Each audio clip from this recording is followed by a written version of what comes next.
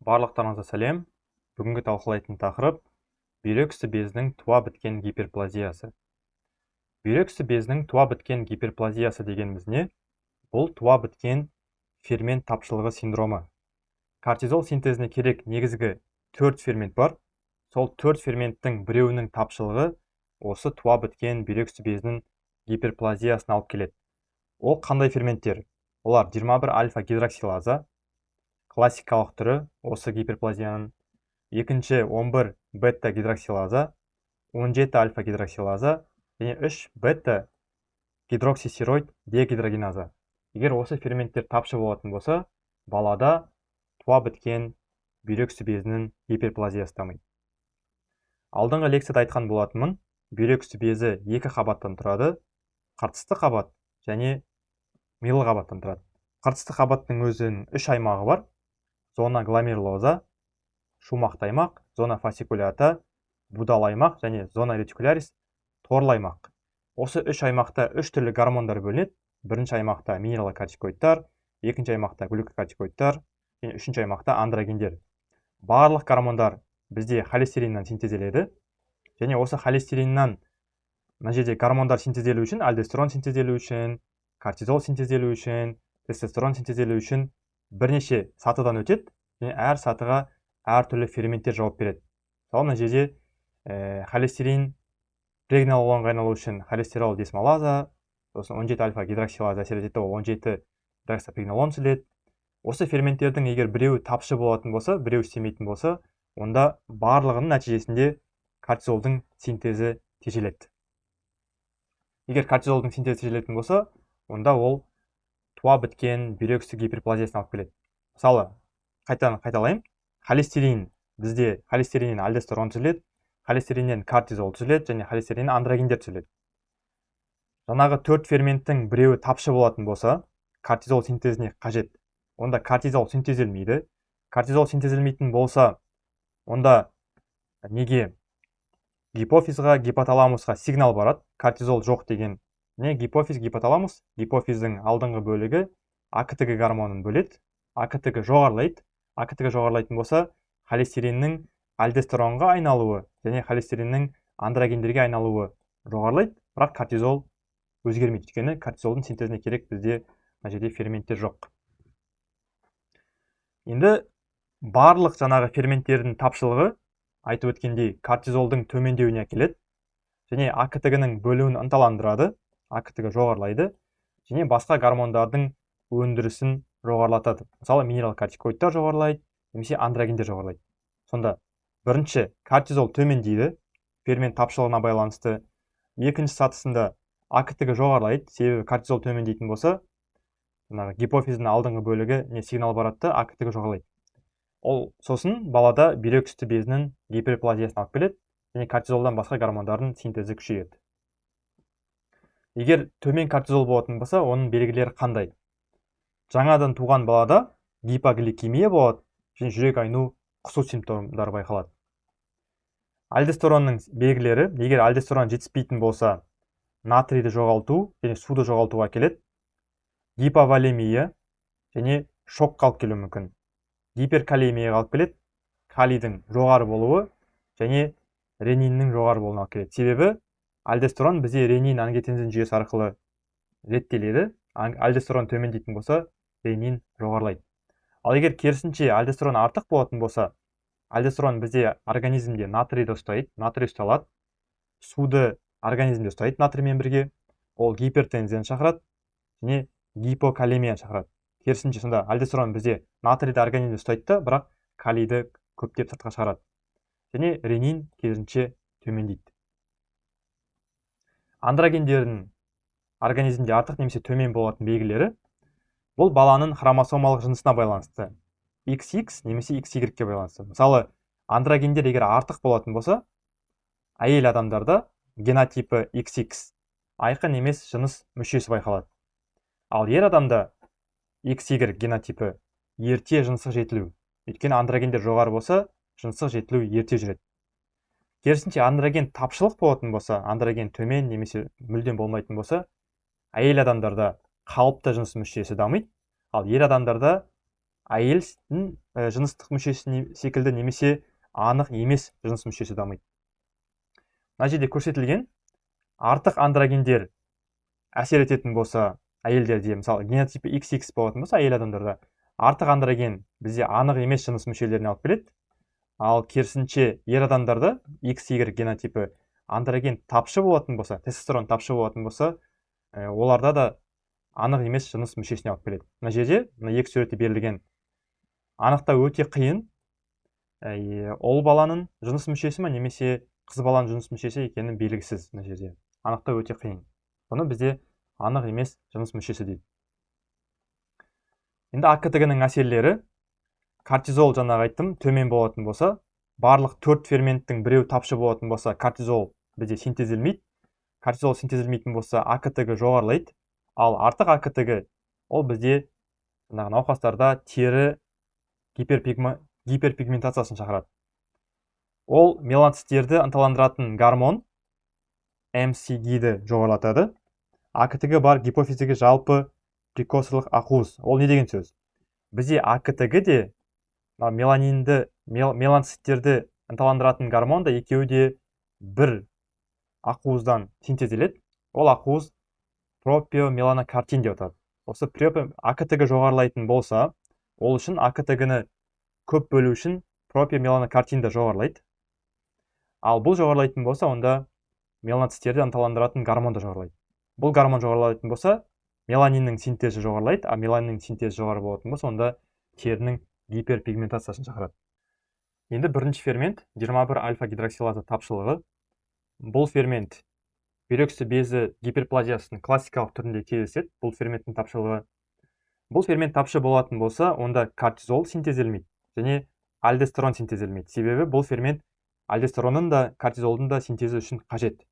Кортизол жоқ болатын болса, АКТГ жоғарылайды. Ал АКТГ жоғарылайтын болса, онда холестерин тек қана бір-ақ жол арқылы бара алады, мына жол арқылы, және андрогендер жоғарылайды. Себебі кортизолға айналмайды холестерин, альдостеронға айналмайды, себебі мұнда фермент тапшы. Мына жерден жақсы көруге болады. АКТГ жоғары болатын болса, АКТГ бізде холестерин десмалаза деген ферментті активтендіреді. Ағылшынша холестерол десмалаза. Бұл фермент активтенгеннен кейін негізінен бұл жаңағы нәтижесінде альдостерон түзілу керек, кортизол түзілу керек, бірақ сосын тестостерон түзілу керек. Бірақ мына жерде бізде 21 альфа-гидроксилаза фермент тапшы болатын болса, бұл фермент бізде мына жерде 21 альфа-гидроксилаза, 21 альфа-гидроксилаза. Бұл екеуі тапшы болатын болса, мынау холестерин процесс мына жерден тоқтайды прогестероннан, мына жақта 17 гидроксипрогестерон тоқтайды. Және бірақ қана жол ол холестерин нәтижесінде тестостеронға айналады. Холестериннен кортизол түзілмейді және альдостерон түзілмейді. Соның нәтижесінде балада егер кортизол түзілмейтін болса, АКТГ әрдайым жоғары болады, ал АКТГ бізде бүйрек үсті безінің гиперплазиясына алып келеді. 21 альфа-гидроксилазаның тапшылығы бұл бүйрек үсті безінің классикалық себебі. 90% жағдайда осы фермент тапшы болады. Төмен кортизол белгілері байқалады және төмен минералокортикоидтар белгілері байқалады. Кортизол төмен болады және альдостерон төмен болады. Бірақ артық андроген белгілері байқалады, өйткені балада андрогендер жоғары болады. Егер қыз бала туылатын болса, генотипі XX, онда артық андроген айқын емес жыныс мүшесіне алып келеді. Жыныс мүшесі дұрыс жетілмейді.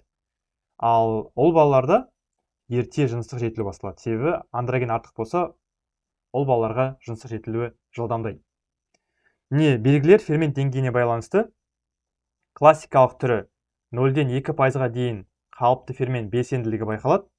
Және классикалық емес формасы 20-50% қалыпты фермент белсенділігі болады. Егер классикалық түрі болатын болса, онда белгілер жақсы көрінеді, мына симптомдар ауыр симптомдар болады. Ал 20-50% фермент белсенділігі сақталатын болса, онда мынау симптомдары айқын емес болады. Симптомдары төмен болады. Мына жерде жаңағы түрлері берілген. Мына классикалық түрі пациентте тұзды жоғалту байқалады, себебі бұл жерде жаңағы альдостерон төмен болады, кортизол төмен болады. Және туған кездегі баладағы симптомдар жүрек айну, құсу, гиповолемия, гиперкалемия, және 7-ден 14 күнге дейін осы симптомдар сақталады.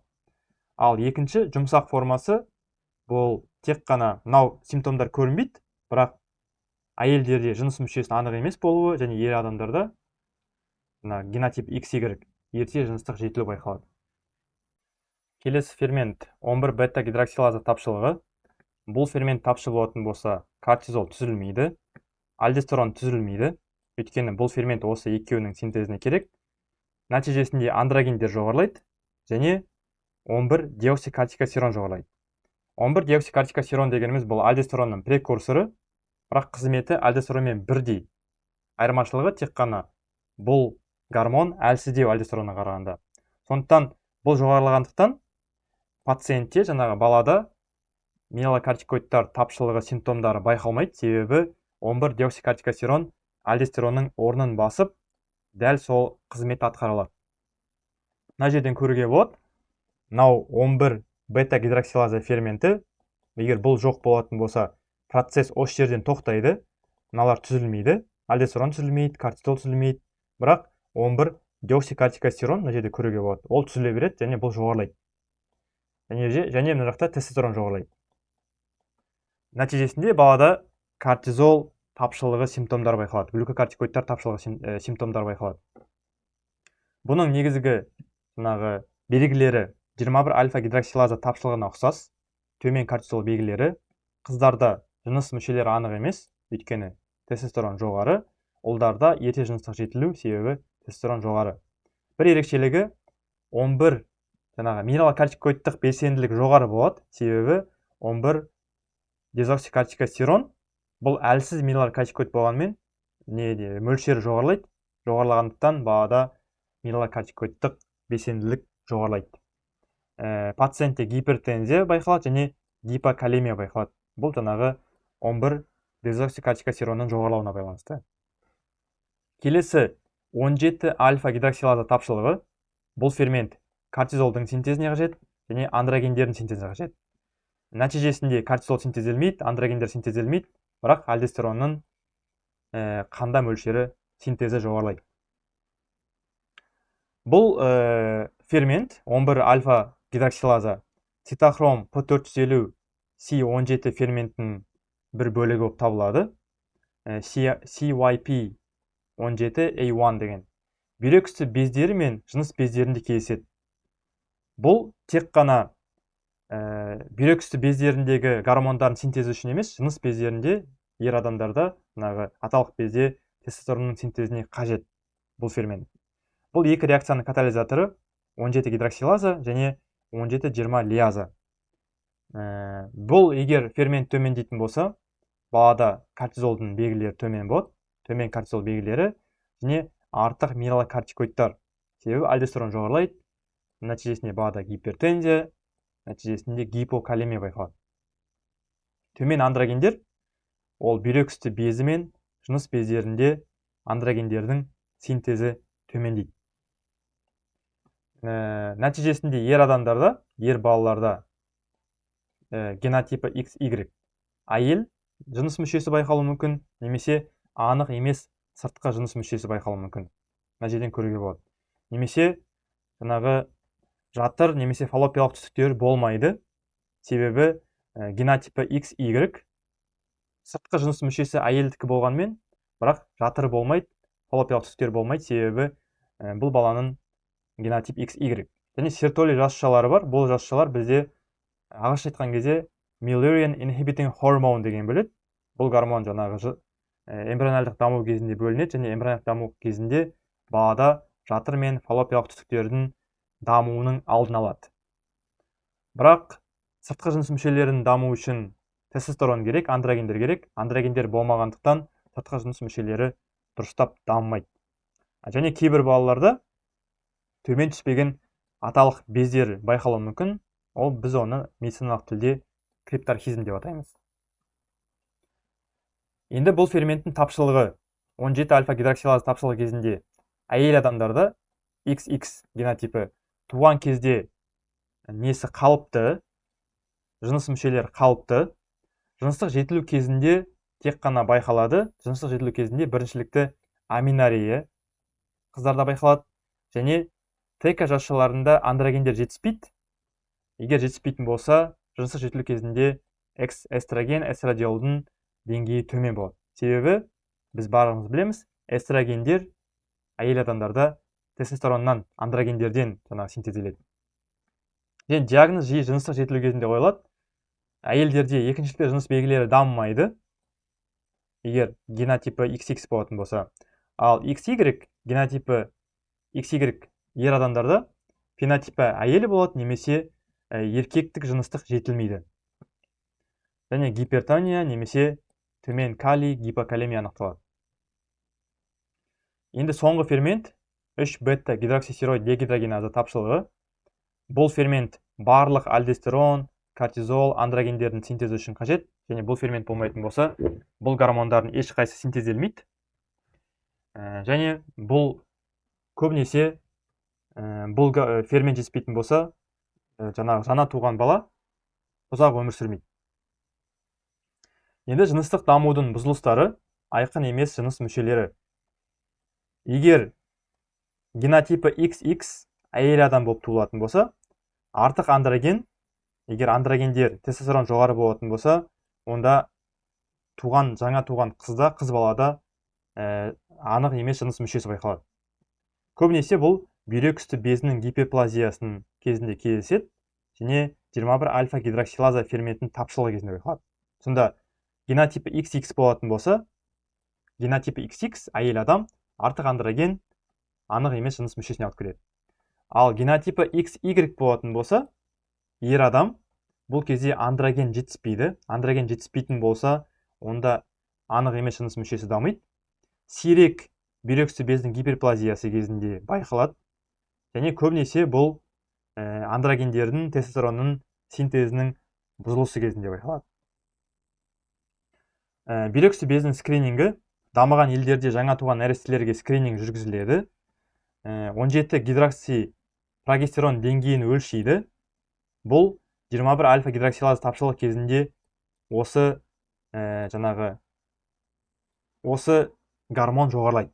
17 гидрокси прогестерон, 21 альфа гидроксилаза жеткіліксіз болатын болса. Ал барлығымыз білеміз, 21 альфа гидроксилаза бұл бүйрек үсті безі гиперплазиясының негізгі классикалық себебі.